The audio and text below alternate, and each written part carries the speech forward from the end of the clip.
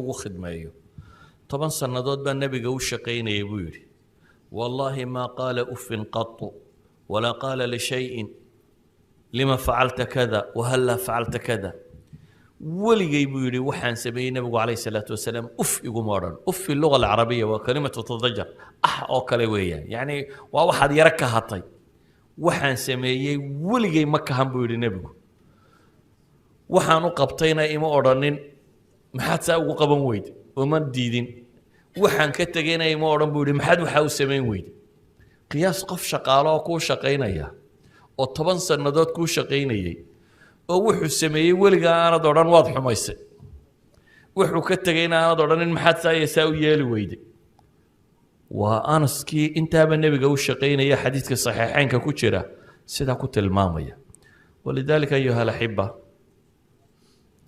nabigu calayhi salaatu wasalaam wuxuu ahaa dhaqankiisoo dhamme mid wada tilmaamaya sida uu ula dhaqmayay ummadda dhammaanteed ku weyn iyo ku yar ku khaadima iyo ku caruur oo aan khaadimkiisa ahayn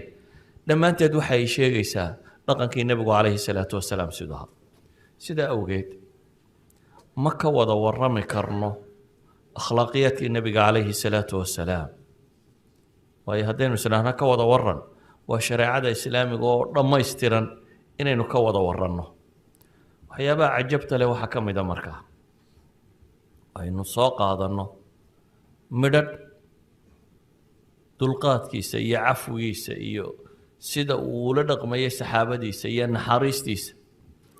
ilaahay baaba ku leh fabima raxmatin min allahi linta lahum walow kunta fadan ghalida alqalbi lanfaduu min xawlik facfu canhum wastakfir lahum washaawirhum fi lamr faida cazamta fatawakal cala allah aayadkani goormay soo degeen waxay soo degtay dagaalkii uxud markii la galay gaalada markii hore la jebiyey saxaabadii wax jebisay qayb ka mid a ayaa meel uu nebigu u diray inay ilaaliyaan ayay ka soo yaaceen iyagoo isla dee gaala jabtaye haniimada wax ka qaata gaala jabtaye haniimada wax ka qaata waataynu siirada ku naqaano in khaalid meeshii uu soo weydaartay akhiiran saxaabadii waa la jebiyey markii la jebiyeyna ragga badh waa iska fadhfadhiistay ragga badh 70 waa la dilay ragga badh waa cararo orodkii madiinu ku galayba goobtaba intuu ka cararo madiina ku galay nebi maxamed calayhi salaatu wasalaam wixii oo nabaraa ku dhacay god buu ku dhacay birtii madaxaa gashay dhabanaday ka mudday ilkaha badh baa la jejebiyey dhiig baa laga keenay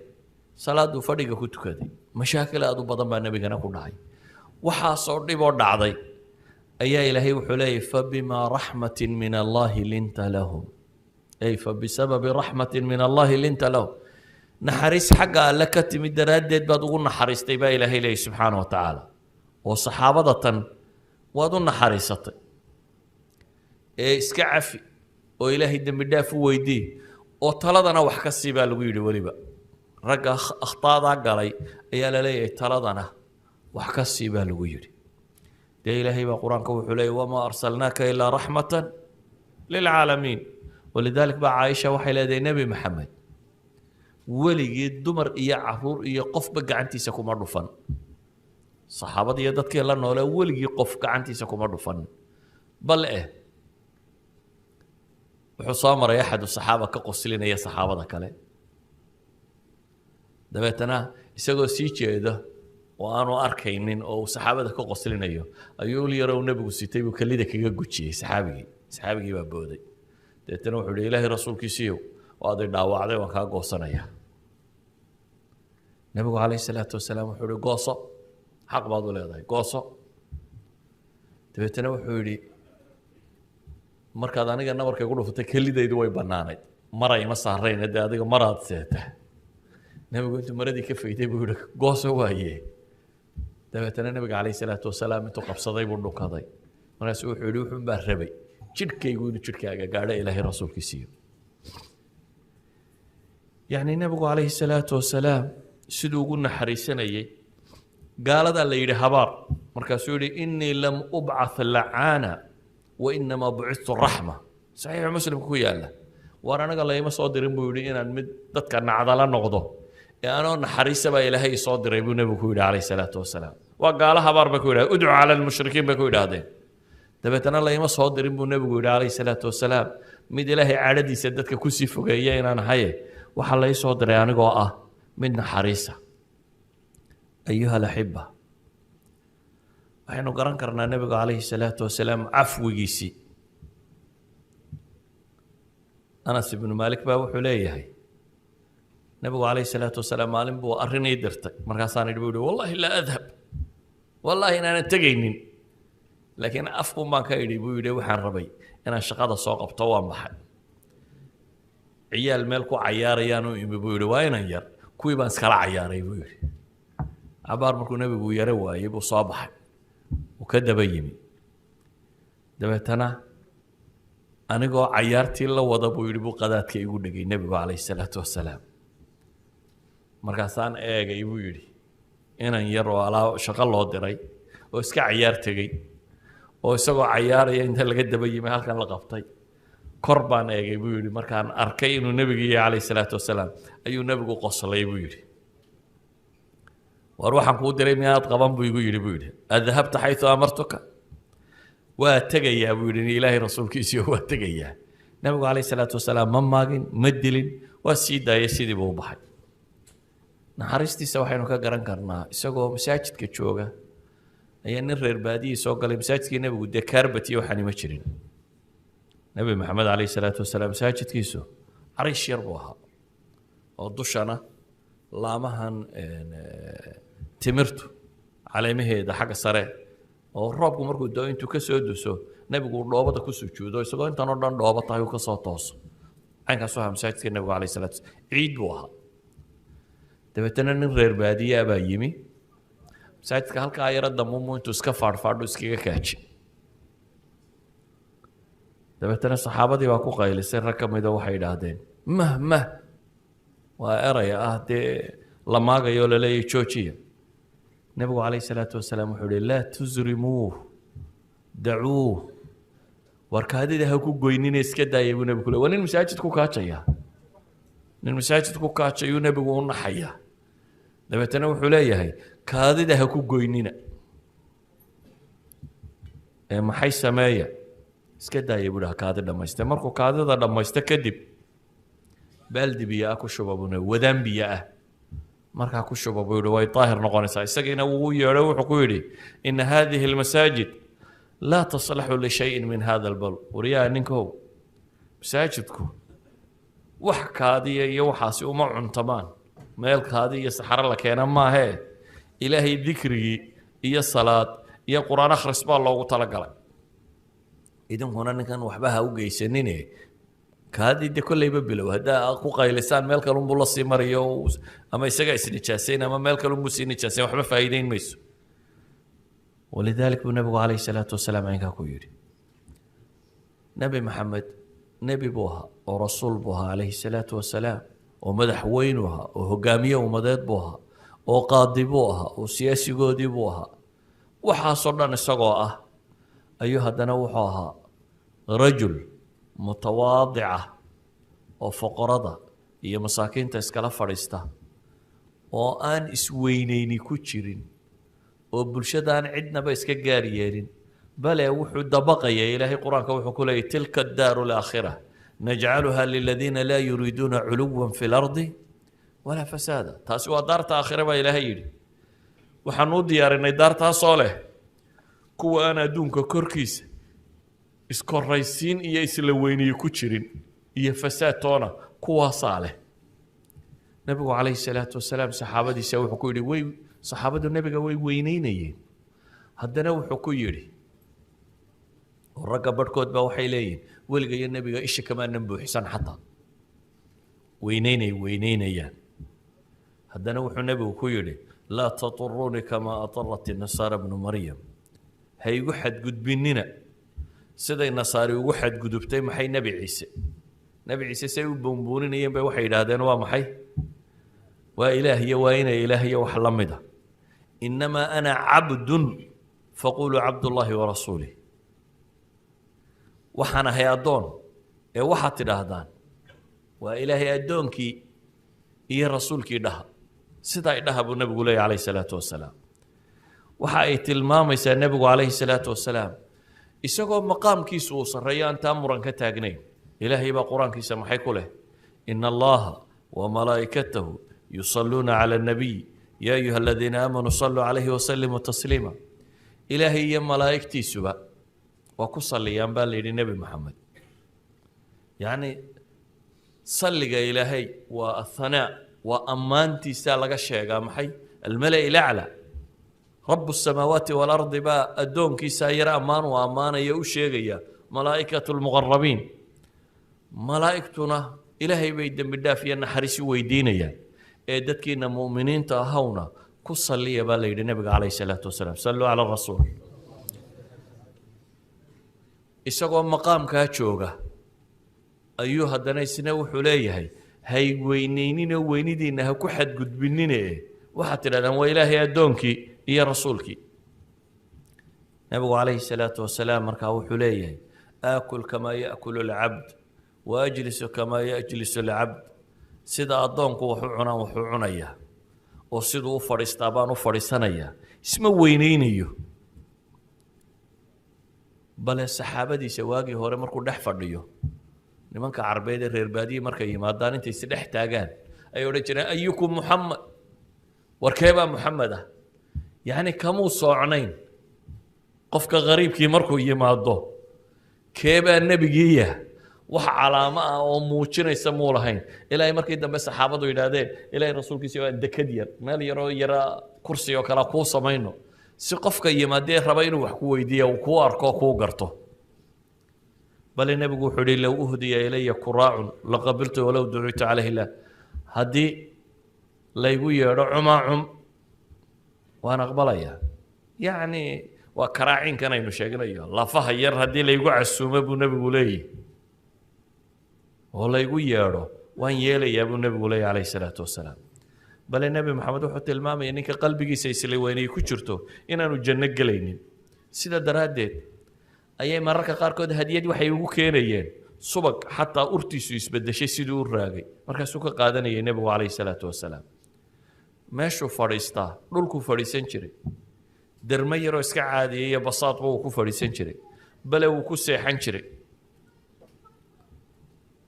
oo intuu ku seexdo ayay jidhkiisa ku sawirmi jirtay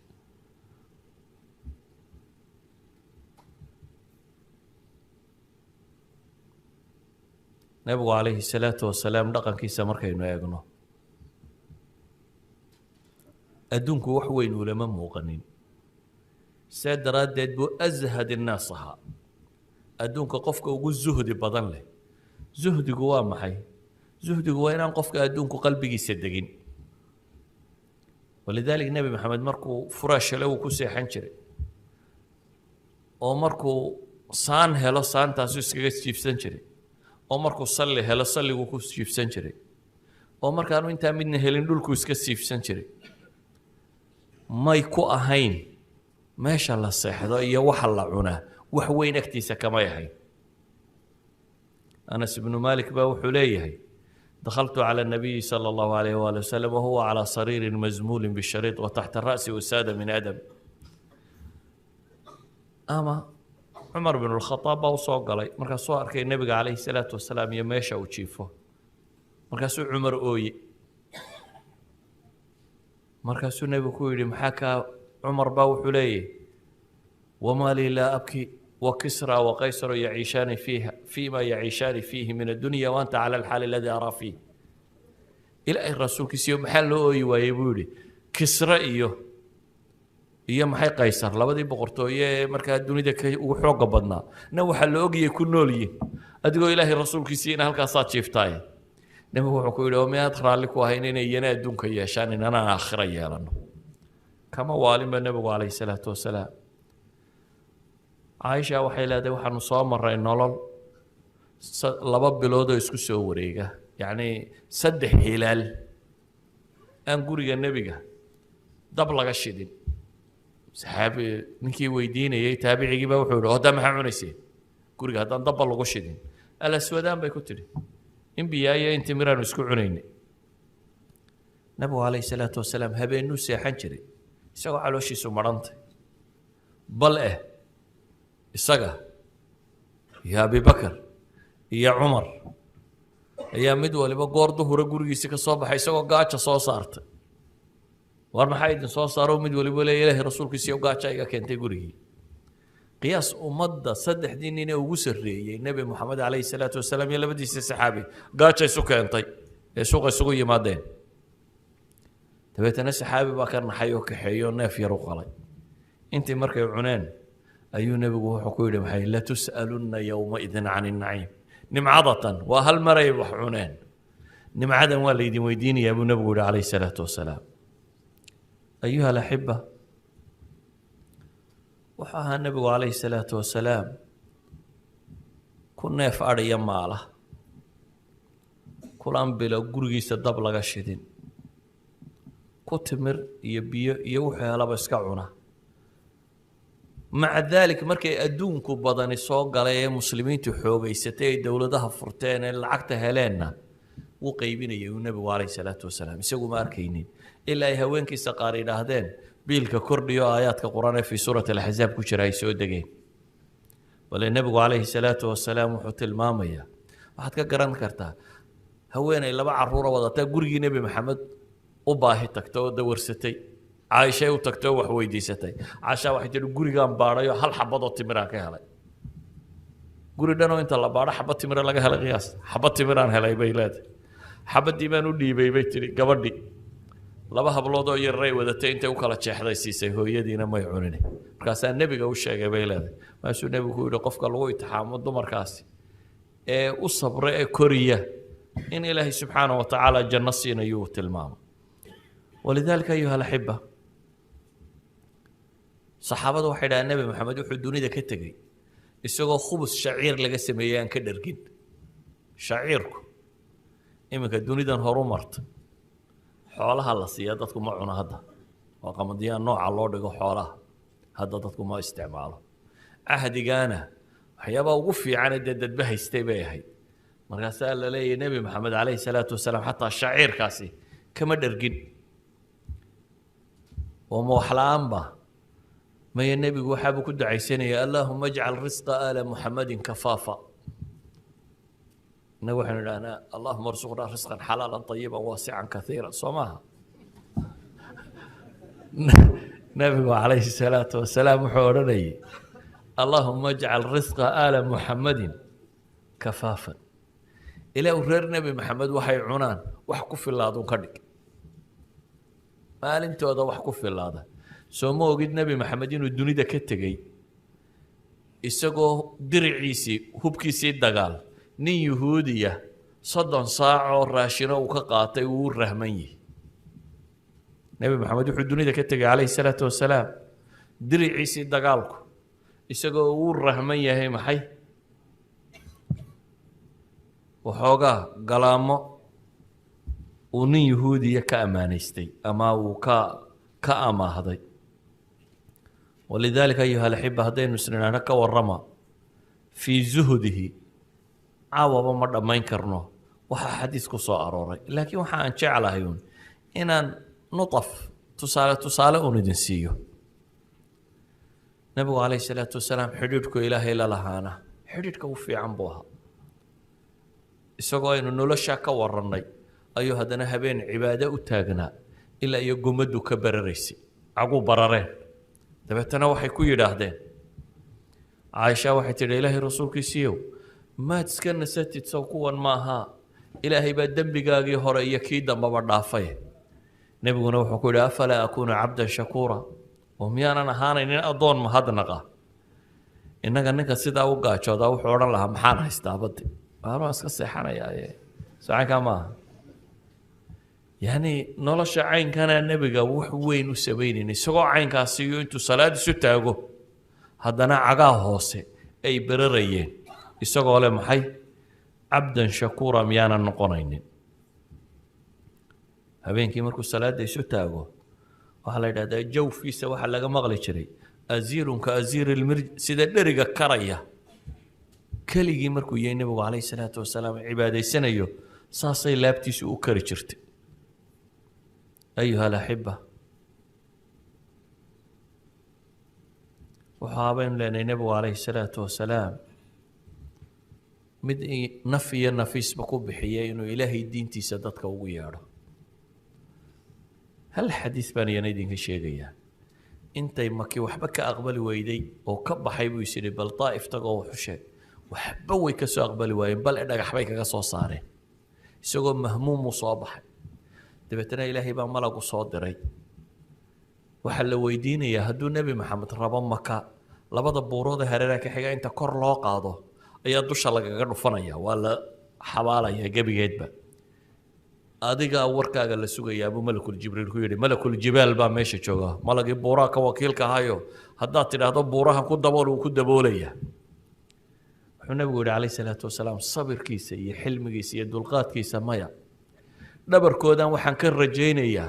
in ilaahay ka soo saaro kuwa ilaahay caabuda oo aan cidna ugu shariig yeelin hadday adiga gaalo ku dhibto oo magaaladan kaa saarto waxba ka aqbali waayo oo aad xagga iyo jarmalka u kacdo dhagax lagaaga soo saaro maxaad odhan lahayd ilaahu labadaba dhulka la gooyo lagu yidhaaho dhulka ma lala gooyaa ilaahu xabadaa ka sii daynin ayaad adigu odhan lahayd nebi maxamedna wuxuu leeyahy calayhi salaatu wasalaam waa gaalo kuwanu ka hadlaya dhabarkoodan waxaan ka rajaynayaa buu leeyahy man yacbud allaha waxdahu laa yushriku bihi shaya yacni waxay tilmaamaysaa dulqaadkiisa iyo xilmigiisa iyo rajada uu ilaahay ka qabay aanu rajo go-aynin iyo dacwadiisa siduu daacad ugu yahay iyo siduu bini aadamka ugu naxariisanaya iyagoo gaalo aanu rabin in ilaahay gaalnimada ku gumaado ee uu rabo in la badbaadiyo siduu dad ugu naxariisanaya waxaad ka garan kartaa wiilkii yaraaye u yimi ee yidhi ilaahay rasuulkiisiya waxaan rabaa buu yidhi inaad aniga zinada iyo ogolaatid aniga hallay fasaxa buu leeyay suuqaan gelayaaye qiyaas wiil dhallinyara oo soo socda oo nebi maxamed intuu u yimi ku leh aniga halaygu sii daayo suuqa dabeetana nebigu calayhi salaatu wasalaam udnu soo dhowow buu yidhi soo dhowow wuu soo dhoweeyey halkuu fadhiisiiyey si caqli uu ku jira buu u qanciyey wuxuu ku yidhi wiilow hooyadaa miyaad la rabtaa waxaad sheegayso may buu yidhi ilaahay rasuulkiisiiyo hooyada in laga zinaysta mee ma rabo dumarka kalena qaar bay hooye u yihiin buu ku yidhi walaashaa ma la rabtaa may buu yidhi eedadaa ma la rabtaa may habarya intii isaga caarkiisa ahayd ku wareegsanayd buu nebigu mid ugu sheegay mid walba wuxuu idhaahdaa may dumarkaa in loo soo dhowaado ma rabo dabeetana nebigu wuxuu yihi kuwan kale aad ku socotaana ragunbay habaryartood iyo eedadood iyo hooyadood iyo walaashood iyo inantoodii yihiin dadkuna lama rabaan buu yihi kuwooda iyaguna haddaan adadu kuwiina la rabin dadkuna kuwooda lama rabaan buu ku yidhi nebigu calayhi salaatu wasalaam markii dambe intuu gacanta laabta ka saaray buu u duceeyey ilaahayow dembigiisana dhaaf farjigiisana u xifdi raawiga xadiidka warinaya wuxuu yidhi wiilkii ducadiisii nebiga alla u aqbalo dumarkaba sidaa uma eegi jirin dumarkaas uu markan lahaa laygu sii daayo markii dambe danka ma lahayn iimaankiisaa koray waxaan uga jeedaa haddaan is idhaahno ka warrama nebi maxamed calayhi salaatu wasalaam iyo akhlaaqdiisii hal qodob oo aynu ka waranno ayaa wakhtigaa qaadi laha haddaynu ama dulqaadkiisa ka waranno ama cafwigiisa ama xilmigiisa ama geesinimadiisa ama sabirkiisa ama deeqdiisa ama waxbixintiisa ama midkaynu isnaana ka warramo caawa ku dhammayn lahayn laakiin waxaan uga jeedo nutafun min xayaatii inaynu tilmaamno aynu aragno nebi maxamed calayhi salaatu wasalaam rajul cadiima siduu ahaa waxaa gaaladu sheegayaan wax u dhow inaanu ahayn goorahan baa cabdirasaaq baa agtayda fadhiyay idina waa daasheen baan filayaa halkaasaan kusoo koobaya wasalaamu calaykum waraxmat ullahi wabarakaatu